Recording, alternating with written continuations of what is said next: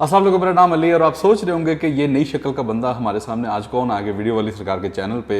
लेकिन मैं, अगर आपको नहीं पता तो मैं एक यूएई बेस्ड चैनल जो कि वीडियो वाली सरकार के अंडर आता है, मैं वो रन करता हूँ टेक फ्लैश के नाम से।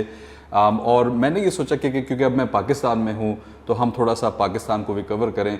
मैंने बिलाल को काफ़ी दफ़ा कहा है कि हमारे पास बैठ के थोड़ी सी इधर उधर की वीडियोस बना लें, थोड़े से न्यूज़, थोड़ी सी चीज़ें डिस्कस कर लें।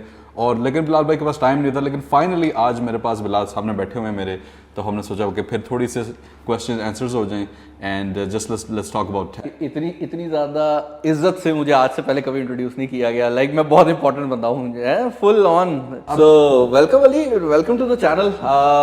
जो लोग नहीं जानते, बेसिकली VWS एक्स्ट्रा हमने बनाया था खबरों के लिए, बट उसका वही प्रॉब्लम बना कि at the end of the day मेरे पास टाइम नहीं था और ख़बरें बहुत ज़्यादा होती थी। मैं जितना ट्रैवल कर रहा हूँ आजकल, दुबई, पाकिस्तान, सऊदी, मेरे पास टाइम नहीं है कि मैं रेगुलर खबरें दे सकूँ और ख़बरें देनी भी हैं। तो आई एम जस्ट ग्लैड कि तूने ये रिस्पॉन्सिबिलिटी ली है। आपको इसके एक्सेंट में थोड़ा बहुत प्रॉब्लम फील हो रहा होगा। ये हमारा जो बॉय है ना, ये पाकिस्तानी गोरा है। लाइक इसको स्पेनिश आती है, इसको इंग्लिश आती है। He has lived his entire life outside Pakistan, तो पाकिस्तान से बाहर रहा है, और उसकी वजह से अगर आपको थोड़ा बहुत एक्सेंट में फील हो तो उस पर मत जाइएगा। बॉय की नॉलेज गुड है टेक्नोलॉजी में ना। थोड़ा सा एक्सेंट मेरा होगा, जैसा हमारे बर्गर बॉयज नहीं होते, थोड़ा सा वो एक्सेंट आपको नजर आएगा। जान के नहीं करता मैं, नेचुरली हो जाता। लेकिन मेरी इससे दोस्ती इसलिए रखी हुई है मैंने कि कभी कोई लड़ाई शड़ाई हो जाए तो कॉल करने के लिए ना। इसकी अच्छी बात यह है, गाड़ी से उतरता है ना तो एक बार अगला बंदा कहता है ब्रो मेरी गलती हो गई, मैं नहीं करना चाहूँगा। वैसे ये ट्रू स्टोरी मेरे साथ 2-3 दफ़ा ऐसा हो चुका है। तो लोग वापस अपनी गाड़ी में बैठ जाते हैं, जबकि मेरी बिल्कुल नीयत नहीं होती, लेकिन ये है कि वो बस देख के थोड़ा सा हो। फ़ायदा है ना, फ़ायदा है। तो अब कल का इवेंट जो था एप्पल का, which was WWDC 23, I think one of the biggest events और one of the best events from a long time, जिसमें हमने पहली दफ़ा बड़ी देर बाद फर्स्ट जनरेशन एप्पल की एक डिवाइस देखी जो कि रियलिटी प्रो थी। तो उसके बारे में थोड़े से सवाल ये हैं कि लोग, थोड़ा सा मिक्स रिएक्शन आता है कि लोग कहते हैं कि इसका फ़ायदा क्या है, इसकी ऑडियंस क्या है। फिर स्पेशली जब प्राइस टैग लोग देखते हैं थोड़ा सा खर्च करने लग जाते हैं कि ये है किसके लिए, ये इसकी ऑडियंस कौन है। यार सो मैंने कुदरती तौर पे कल जब WWDC स्टार्ट किया ना, तो उस टाइम वो विजन प्रो ही रिवील करने वाले थे। मैंने वो स्टार्ट का जो पार्ट था वो पहले स्किप कर दिया था, वो iOS 17 वाला और वो सारा ना।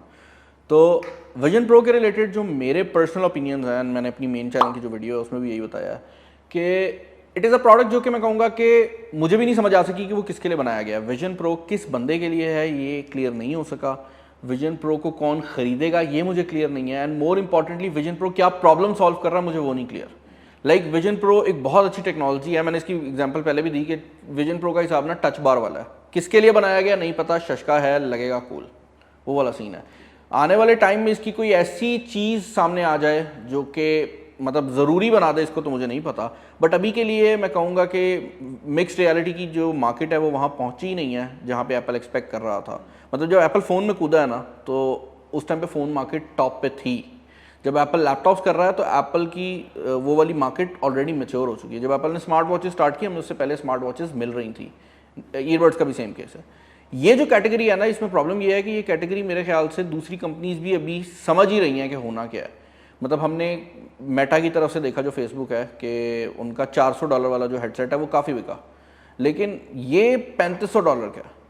और मुझे वो प्राइस टू परफॉर्मेंस वाली चीज़, मतलब it is the best headset जो कि आप खरीद सकते हो, लेकिन क्या आपको हेडसेट की ज़रूरत है, क्या आपने हेडसेट खरीदना है, ये ज़्यादा बड़ा क्वेश्चन है मेरे लिए। हाँ, तो सवाल यही उठता है ना, अक्सर लोग कहते हैं कि क्या वाकई में इसकी ज़रूरत है। Do people really care about the headset, specially जब ऑलरेडी आपके पास एक क्वेस्ट या क्वेस्ट प्रो भी अगर लगाएं जो आई बिलीव $1500 का है, लेकिन उसमें भी जो price tag, I don't no क्यों, लेकिन जितने कल टेक रिव्यूअर्स WWDC पे गए हुए थे, सब आई ट्रैकिंग को देख के कह रहे थे पता नहीं क्या हो गया, जबकि PlayStation VR 2 में आई ट्रैकिंग आ चुकी है and it works really nicely. Yes, Apple की बेहतर ज़रूर है, ऑब्वियसली मैंने उसको एक्सपीरियंस नहीं किया तो मैं उस पर ये नहीं कमेंट करूंगा कि भाई वो ज़रूरत से ज़्यादा रिएक्ट कर रहे थे।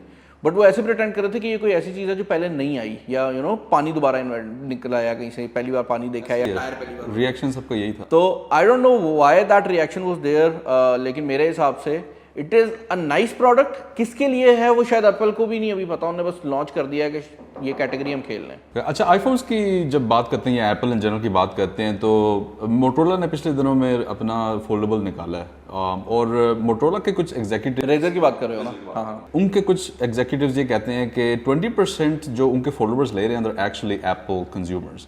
तो do you really think that that's true, and do you think कि एप्पल इस वक्त is late to the foldable market? I mean obviously they are going to be Apple users. Any company that launches a flagship foldable या non foldable phone, अगर उनका phone बिक रहा है तो वो एप्पल यूज़र होंगे, क्योंकि फोल्डेबल हो या ना हो, फ्लैगशिप की मार्केट एप्पल के पास है। तो अगर आपने मतलब ये ऐसे है ना कि सबसे ज़्यादा गाड़ी कौन सी बिकती है, लेट्स से करोला बिकती है, तो अब कोई भी और गाड़ी हो, वो एसयूवी हो वो ना हो, जब उसने अगर बिकना शुरू करना है तो उस प्राइस रेंज में अगर करोला बिक रही थी तो उसी की मार्केट आएगी ना। वही वाला सीन है कि फ्लैगशिप बिकता ही एप्पल का है। तो अगर आप फोल्डेबल लॉन्च कर रहे हो, obviously they come at a flagship pricing, तो जो यूज़र टूटेगा वो फ्लैगशिप वाला ही टूटेगा ना, और एप्पल के पास सबसे ज़्यादा यूज़र है तो उन्हीं का टूटेगा। I don't think so they are late to the foldable market, क्योंकि फोल्डेबल मार्केट का भी एग्जैक्टली वही मसला है जो VR का है। किसके लिए है मुझे अभी तक समझ नहीं आ सकी। मैं फोल्डेबल फ़ोन यूज़ कर रहा हूँ, I was using Honor magic VS, और मैं आज ही अपनी सिम कार्ड वापस डाल रहा हूँ ऑनर मैजिक 5 Pro के अंदर। उसकी रीज़न सिंपल सी ये है कि मुझे फोल्डेबल की कोई ख़ास बड़ी ज़रूरत फील नहीं हुई। जितने कॉम्प्रोमाइज़ आपको फोल्डेबल के साथ करने पड़ते हैं वो जस्टिफाई नहीं करते उस एक छोटे से टाइम के लिए। मतलब जितना प्राइस का डिफरेंस है ना एक फोल्डेबल और एक नॉर्मल फ़ोन का, आप एक टैबलेट सेपरेट ले सकते हो, आप एक आईपैड ले लो पुराना, आप क्यों फोल्ड करना है फ़ोन को। शशका ज़रूर है बट उसका कोई ख़ास फ़ायदा मुझे नहीं समझ आता। फोल्डेबल फ़ोन मेरे हिसाब से किसी चीज़ की तरफ हमें ले जाए तो मुझे नहीं पता, बट जहाँ पर अब वो करंट स्टेट है that can not go on. And I think foldable के बारे में ये भी है कि there is a big question mark over जो उनकी जो हिंज होती है, जो कि अभी तक वाटरप्रूफ नहीं है, उनकी वाटरप्रूफिंग और वाटरप्रूफिंग नहीं है। आप स्क्वायर शेप होती है, तो जब आप उसको ओपन करते हो ज़्यादातर स्क्रीन पे ज़ाया हो जाती है। उसके अलावा दरमियान में क्रीज आ रही है। उसके अलावा आप हल्का सा भी कोई चीज़ लगा दो पूरी स्क्रीन ज़ाया हो जाती है। स्क्रीन की रिप्लेसमेंट बहुत महंगी है। कैमरा जो है वो इतने खास नहीं लगा सकते कि जगह थोड़ी होती है फ़ोन के अंदर। बैटरी डिवाइड करनी पड़ती है उसकी वजह से बैटरी कैपेसिटी। तो there are a lot of compromises और उसका कोई खास ऐसा एडवांटेज नहीं है। मतलब मैं कोई ऐसी चीज़ नहीं कह सकता कि भाई मैं ये इस फ़ोन पे कर सकता हूँ, इस पे नहीं कर सकता। आपको बहुत थोड़े लोग होंगे मेरे हिसाब से जो ये कहेंगे कि भाई मुझे एक टैबलेट फ़ोन के अंदर चाहिए। ओप्पो का कॉन्सेप्ट था रोलेबल फ़ोन का, वो मुझे फिर भी थोड़ा सा अच्छा लगा था कि आप अपनी साइज़ का फ़ोन कर सकते हो। बट ये सब वो चीज़ें हैं जो कि आपके एक्चुअल यूजेज को बेहतर नहीं कर रही, शशके ज़रूर हैं। And talking about water proofing, आपने वो खबर सुनी जिसमें एक इंडिया में एग्जीक्यूटिव ने पूरा डैम जो है ड्रेन कर दिया था, उसका फ़ोन गिर गया था पानी। यार मैंने वो खबर सुनी और मेरा पहला क्वेश्चन ये था कि इंडिया के अंदर ये हो रहा है। मैं ऑनेस्टली अभी जो मुझे रिसेंटली टेक्नोलॉजी की साइड से खबरें आ रही थी ना, एप्पल आ गया इंडिया में, तो एक अच्छा मतलब मैं खुश था इंडिया के बारे में ना। आई कुड से कि यार ठीक है, हमारा नहीं भी वो होता है ना, आप अपने नेबर के बारे में खुश होता है, अरे यार चलो उनका तो चल रहा है ना, दिल को एक खुशी होती है कि अगले का तो कारोबार चल रहा है ना। फिर ये खबर आई, मैंने कहा यार ये क्या हरकत कर दी है उस बंदे ने। And I don't understand. मुझे पता भी जितने पानी में वो गिरा था डैम के पानी में, I don't even think so कि वो बचा होगा, क्योंकि पानी का प्रेशर नीचे जाके तो उतना ही ज़्यादा बढ़ जाता है। IP68 रेजिस्टेंस हो भी तब भी अगर इतना नीचे गया तो उसके प्रेशर से ही वो खत्म हो जाएगा। एक्चुअल में उसकी बाद में न्यूज़ आई, उसने पहले डाइवर्स भेजे तो वो डाइवर्स से भी नहीं मिला था, और उसने कहा कि इसको पूरा ड्रेन करो। तो उसने ये कहा था, जस्टिफिकेशन उसने ये दी थी कि इसके अंदर सेंसिटिव गवर्नमेंट डाटा था, क्योंकि this guy work for the government. ये वहाँ पे डैम का कोई अथॉरिटी सुपरवाइजर था, तो उसने कहा मेरे पास इन्फॉर्मेशन सेंसिटिव है। लेकिन जब बाद में उसकी प्रेस रिलीज आई, उन्होंने कहा कोई ऐसी इन्फॉर्मेशन नहीं थी। पानी वाले के क्या सेंसिटिव इन्फॉर्मेशन होगी कि कितना पानी निकला है? बस वो उसने अपना फ़ोन रिट्रीव करने के लिए, and apparently he was taking a selfie. तो आपको पता है कि सेल्फीज़ के हम शौकीन हैं, तो बस उसी में उसने उसमें गिरा दिया पानी। मैं सोचता था पाकिस्तान में अगर ये इंसिडेंट होता तो मैं समझता कि चलो समझ जाती है। इंडिया से ना मुझे बेहतर उम्मीद थी, आज के सिनेरियो के हिसाब से बात कर रहा हूँ, इंडिया से मुझे बेहतर उम्मीद थी। तो जब पानी की ऑलरेडी कमी है काफ़ी ज़्यादा। अच्छा, PTA के बारे में आजकल काफ़ी ज़्यादा खबरें सुनने को मिल रही हैं कि टैक्स कम होने वाला है। मुझे भी लड़के पूछते रहते हैं कि टैक्स कम हो रहा है, टैक्स कम हो रहा है। मैंने कहा यार मुझे नहीं पता। यार PTA टैक्स के रिलेटेड ऑनेस्टली मुझे भी बहुत पूछा जा रहा है, and to be very honest on this one, जो इसका असल आंसर है वो ये है कि किसी को नहीं पता। PTA टैक्स PTA नहीं लगाती, FBR लगाता है। और रियलिटी ये है कि जब 50,000 रुपये आईफोन पे टैक्स था, इन्हें एक पॉइंट पे आया, इन्हें कहा कि सबसे महंगा जो फ़ोन होगा ना, मैक्सिमम टैक्स 50,000 होगा, जितना मर्जी महंगा फ़ोन ले हो। तो तब इन्होंने 80 बिलियन रुपीज़ का रेवेन्यू जनरेट किया था। ये ऑफिशियल रेवेन्यू है जो FBR को रिसीव हुआ था। आज 1,80,000 के करीब का टैक्स है, और सिर्फ $5 बिलियन अभी तक इस साल में हुआ है। और अगर प्रेडिक्शन लगाएं पूरे साल की, तो it is at max it's gonna go around 10 billion rupees. तो 8 गुना का डिक्लाइन, 8 गुना अभी के हिसाब से देखा जाए तो 8 भी नहीं मैं कहूँगा, 16 गुना का डिक्लाइन इसी वजह से हुआ है कि भाई लोगों की बस हो गई है। लोगों ने कहा भाई, क्योंकि यार $250 के फ़ोन के ऊपर 1,20,000 टैक्स क्यों भरेगा कोई, और वो भी पुराने फ़ोन के ऊपर। और उससे हो क्या रहा है, दो चीज़ें हो रही हैं। एक तो जो ऑफिशियल फ़ोन्स आ रहे थे लोगों ने वो ईजी करा दिए हैं, लोग वारंटी वाला फ़ोन नहीं खरीद रहे, वो इंटरनेशनली जो फ़ोन नॉन पीटीए चला रहे हैं। और दूसरा हमारे नेटवर्क्स के जो हालात हैं, पाकिस्तानी नेटवर्क्स इतने ख़राब हो गए हैं कि लोग कह रहे हैं कि भाई अब नेटवर्क तो वैसे भी नहीं चलता, चलाना तो फिर LTE पे व्हाट्सएप ही है ना, तो व्हाट्सएप वैसे भी चल जाता है। और मुझे एक और ख़बर मिल रही है जो कि PTA टैक्स को बिल्कुल ही ख़त्म कर देगी, और अनफॉर्चुनेटली मुझे नहीं लगता कि PTA इसको सॉल्व कर सकेगी। वो ये है कि there are Chinese manufacturers who are thinking कि वो IMEI रैंडमाइज़ कर दें। ओके, बड़ा 2 नंबर तरीका है, बड़ा गलत तरीका है, बट होगा क्या कि IMEI रैंडमाइज हो जाएगा, या IMEI की ऑप्शन दे दी जाएगी कि आप अपने एक छोटे फ़ोन का IMEI डाल लें iOS में। ऑब्वियसली iOS तो कह रहे हैं नहीं, ऑपरेटिंग सिस्टम में, लेकिन या तो अभी ऑलरेडी बहुत बुरे हालात चल रहे हैं और आगे हालात ख़राब होने का चांस है।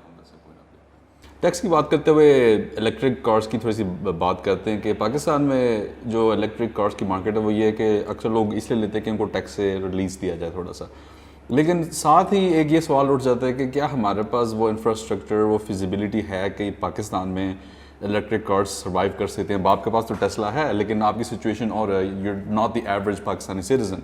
Talking about the average Pakistani citizen, ये चीज़ आपको लगती है कि फ्यूचर में, बिकॉज जो अभी अडेप्टेबिलिटी है ना इलेक्ट्रिक कार्स की पाकिस्तान में is around 0%, I mean about 1% और नियरली 0%, और उसमें काफ़ी ज़्यादा फिर सवाल उठते हैं कि is Pakistan ready for electric cars और not? I don't think so Pakistan is ready for electric cars.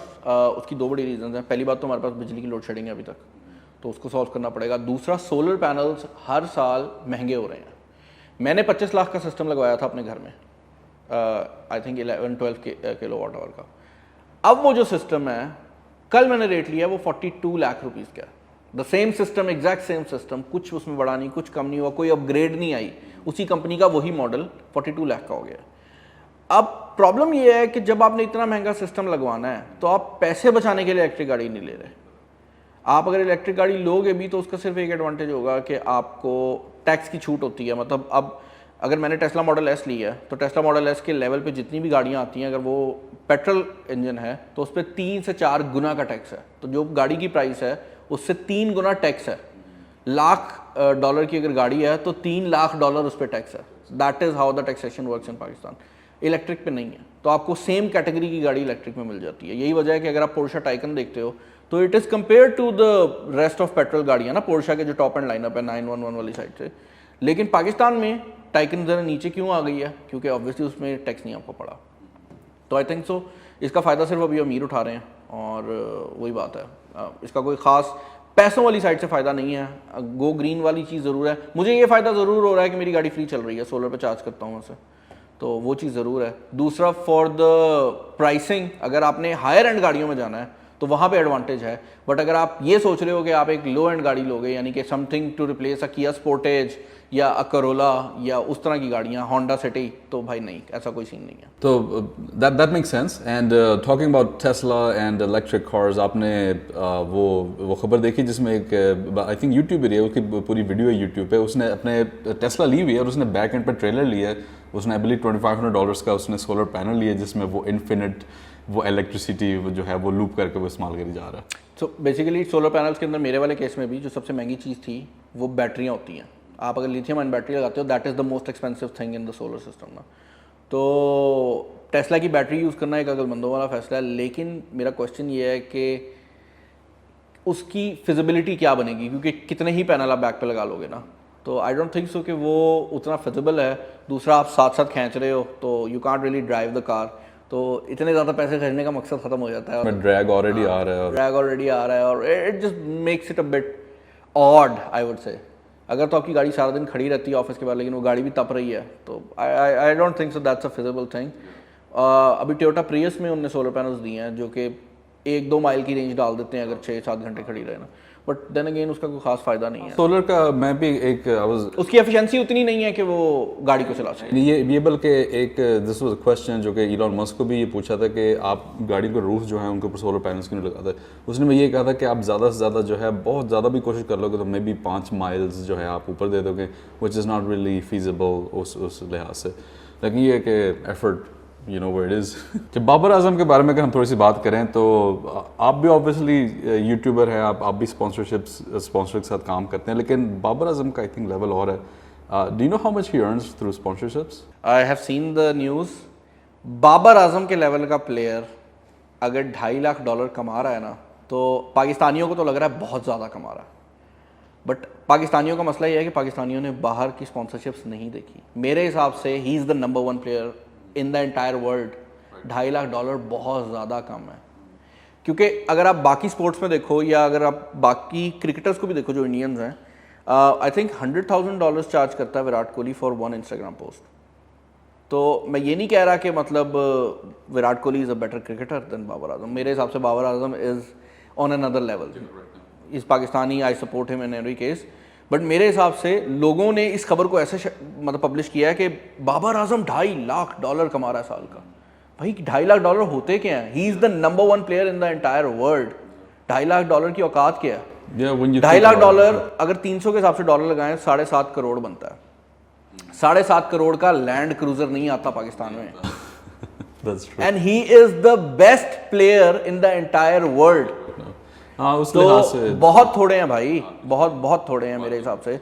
और मैंने यूट्यूबर्स देखे हैं जो इतने पैसे कमाते हैं, मैं सिर्फ इतना कह दूंगा, मैंने यूट्यूबर्स देखे हैं जो पाकिस्तानी यूट्यूबर्स हैं जो इतना कमाते हैं। आई थिंक वो बस 2.5 लाख का फिगर आ गया तो लोगों को लगता है कि ये बहुत ज़्यादा अमाउंट है, लेकिन हाँ, कंसिडरिंग द फैक्ट कि ये दुनिया का अभी इस वक्त सबसे अच्छा प्लेयर है क्रिकेट का, तो बहुत थोड़े हैं। आई डोंट थिंक सो ये नंबर यहाँ पर है भी, बट अगर ये नंबर यहाँ पर है तो बहुत थोड़ा है। ये अगर 100 मिलियन पे होता तो मे भी हम कहते कि हाँ यार ये बहुत ज़्यादा, लेकिन 250,000 इज रियली नथिंग। तो अभी हम एप्पल के बारे में बात कर रहे थे कि एप्पल ने अपनी AR/VR ग्लासेस निकाली हैं, तो साथ ही ओप्पो ने भी साथ ही निकाल दी हैं, लेकिन उनकी कोलैबोरेशन क्वालकॉम के साथ है। ओप्पो की एक्चुअल रियलिटी है कि ओप्पो ने अपना प्रोटोटाइप काफ़ी टाइम पहले शो किया था। I have actually seen that in Pakistan. So Oppo की जो मिक्स्ड रियलिटी ग्लासेस हैं उनका पहले से एक प्रोटोटाइप जो है वो सामने आ चुका था। हाउएवर ओप्पो का वही इशू है जो किसी भी एंड्रॉइड मैन्युफैक्चरर का है कि एप्पल के इकोसिस्टम में एप्पल हर चीज़ को कंट्रोल करता है। लाइक प्रोसेसर भी वो खुद बना रहे हैं, सॉफ्टवेयर भी उन्हें खुद बनानी है, हर चीज़ उनके अपने हाथ में है। तो उनके लिए किसी भी चीज़ को बनाना और फिर लोगों में पॉपुलर करना बहुत आसान है, क्योंकि जब आपको आईफोन का इंटरफेस आपके सामने आएगा ना, आपके लिए आसान है। ओप्पो के केस में क्वालकॉम के साथ कोलैबोरेशन उन्होंने ज़रूर किया है। वही बात है कि मिक्स्ड रियलिटी एक्चुअल में यही ओप्पो, शाओमी, वीवो इन्हीं ने ही पॉपुलर करनी है। $3500 कोई नहीं खर्च रहा, 11 लाख के करीब बनता, कोई नहीं खर्च रहा मूवीज़ देखने के लिए, वो भी। हाँ जी, अभी क्योंकि इनका पर्पस अभी डिफाइंड नहीं है। At the end of the day it's just for entertainment, उसके लिए। नथिंग फ़ोन भी सेकंड जो उसका है, नथिंग फ़ोन 2 भी आ रहा है, उसके बारे में भी थोड़ी लीक्स आई हैं। सुना उसका थोड़ा सा रीडिज़ाइनिंग हो रहा है, ज़्यादा नहीं, I think it's just more curved. तो what are your thoughts on that? What do you think it's gonna be like? यार I can not say anything about the design. I might have seen the phone तो I am not gonna say anything about the design कि ऐसा है ऐसा नहीं है, but मैं सिर्फ इतना कहूँगा कि कार्ड पे tweeted fake to the image that was circulating, तो वो तो फेक है, फिर कोई वजह ही है ना। सो या दैट इज़ माई स्टैंस। लेकिन बहुत जल्दी आई वुड से कि कुछ हो सकता है नथिंग की तरफ से on the channel. I believe इस जुलाई में इन्होंने रिलीज करना था, तो आई थिंक वो timeline about less than a month away, I think we okay. तो आज के लिए यही काफ़ी था। आई होप कि आपको वीडियो पसंद आई हो, और अगर आपको नहीं भी पसंद आई हो तो प्लीज़ आप मुझे कमेंट्स में बता दीजिएगा, ताकि फिर हम अगली दफ़ा जो है उस लिहाज से थोड़ी सी वीडियो को कर लें। प्लीज़ लाइक कीजिएगा, सब्सक्राइब कीजिएगा, बिलाल भाई के चैनल को कीजिएगा, टेक फ्लैश के चैनल का मैं आपको लिंक वहाँ पे शेयर कर दूंगा, तो प्लीज़ उसको भी जाके आप सब्सक्राइब और लाइक कीजिएगा। Thank you so much for watching and will see you in the next one.